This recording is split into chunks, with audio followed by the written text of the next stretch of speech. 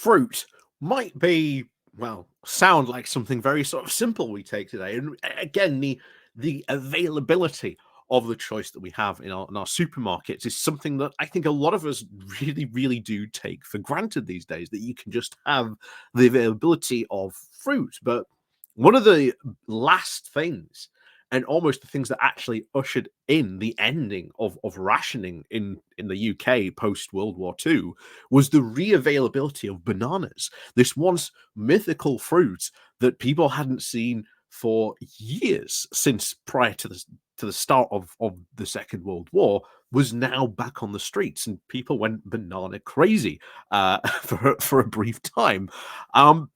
But supply chains, of course, is the big issue. And it is the recovery of these supply chains that led to the availability or re-availability of those bananas. And it just goes to show you how devastating the Second World War had been on supply chains, to sort of deny the mass availability of bananas today. I mean, you can just walk down to your local shop and buy a bunch of bananas, easy, no problem.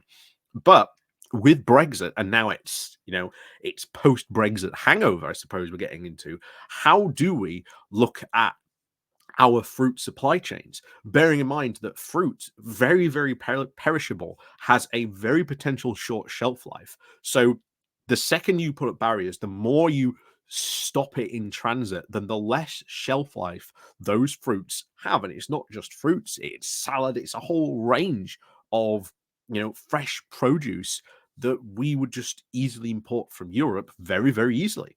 And also seasonal stuff, because obviously you can only grow select seasonal stuff here, but obviously where you've got access, well, we had access to the greenhouses in Spain and sort of the south of France, where they can grow like salad all year round. Suddenly having trade barriers becomes a very big problem for your year-round salad crush. So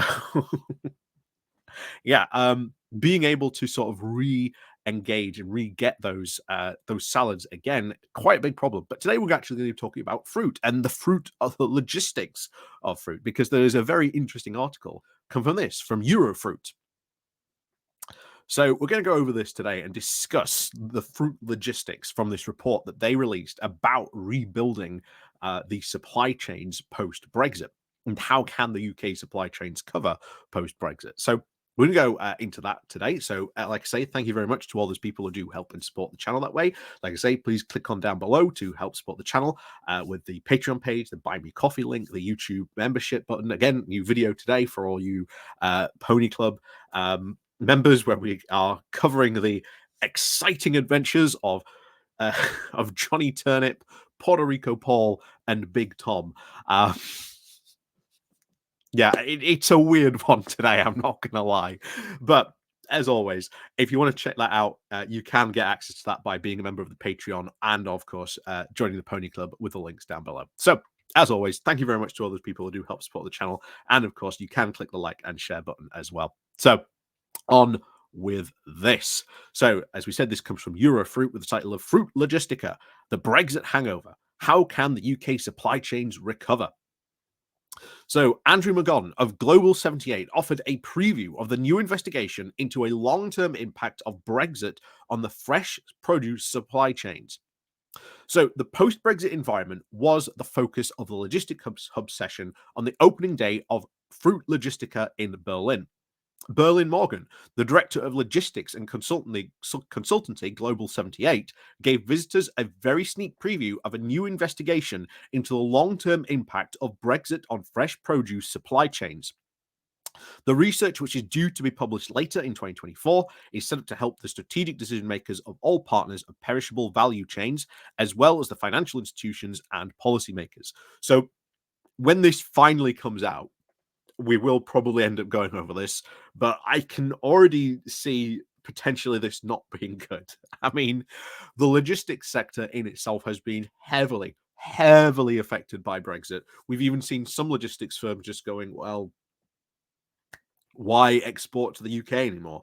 Because they used to go, with a full truck over to the UK and then come back with a full load. Now you are more seeing empty trucks come back from the UK, which of course is a waste in the logistics sector, because you've got an empty truck just carrying nothing. It's a waste of fuel, it's a waste of manpower. Just having an empty truck is going to be a big problem for the logistics sector. So let's get on to this. So the main aim is to provide good information to help businesses not only plan, but they can also execute their strategies for logistical resilience, Morgan explained. Logistics resilience is a key issue. We have to prepare ourselves so we can be resilient in a very difficult world. Morgan said the project will have two tracks. The first, which will look at logistics networks around the coasts and borders of the UK and Ireland, and this will create a very broader picture of the different food categories and the networks which they use. He explained particularly the RORO ferry traffic. Track 2 will, of course, then zoom into the highly perishable fruit produce categories, including lettuce, salads, spinach, berries, he confirmed. This bridge of those perishable categories together so that we can see how they operate within the broader context of the actual network that supports them. Morden said that while this research was still in its early stages, it was important not to be influenced by anything prior or outside of the data. The initial information had focused on how well organized and cope with change and uncertainty. And of course, remember, we've got the initial checks coming in. They come in officially, properly as of April, and then we've got more coming in October. So it'll be interesting to see what this report and information would eventually have to say about how those checks now coming in are affecting sort of the UK again. But I don't think it's going to be very good. I'm, to be honest, expecting when the end of April rolls around to see, especially in May, a lot of stories about, traffic down in Dover. Of course, if you know anything about Dover and there's things at the moment, that traffic hasn't gone away. It just stopped being a news story and people have stopped talking about it. But it's still there. It's still a problem, causing a lot of issues down there. So back to this. So he continues saying that the thing that we are getting feedback on, he said, was that we only knew what was going to happen and when and how, they'd be a lot better off. One thing that was asked, much to point, was in the forward planning and the changes of the border checks, especially given the number of U-turns and the government has made. Morgan agreed that that was one key issue, saying that overall, he said that the current understanding of the authorities is that they are completely underestimating the task, he warned. Wow. Underestimating the task. I'm not surprised at all, to be honest.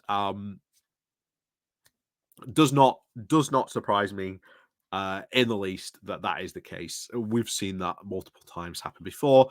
It's not going to surprise me when these full checks fully come into place that we're going to start seeing chaos, and we're going to see numerous stories about the business talking about, oh, this chaos is just negatively affecting their business. And of course, as we saw first time around, with when the checks came in, going to Europe, we're now having this stuff coming from Europe to here, where those checks coming into place. We're going to see companies do exactly the same, just stop exporting altogether, or just give up, well, completely in this case, or even have to sort of limit how much they send and spend on this. And once again, it's only going to be the big companies that are already involved in big logistical operations to be able to afford a logistical staff to be able to dedicate the time just to that. As we always said, it was always going to be SMEs that suffered, and small businesses as well that just don't have the money to be able to export. When previously they could send us something as easily to London, to Birmingham, to wherever on the continent, just as easily as they could to London, and they've lost that, and there's been a big impact to a lot of businesses. So he finishes off by saying, we have not done the research yet, but my feeling is that there's going to be a lot of uncertainty and they are probably underestimating what these changes are going to require. Again, not surprising. Really not surprising. Someone from the logistical sector saying Brexit is going to be a problem. Who'd have thought? Who'd have thought that was going to be an issue?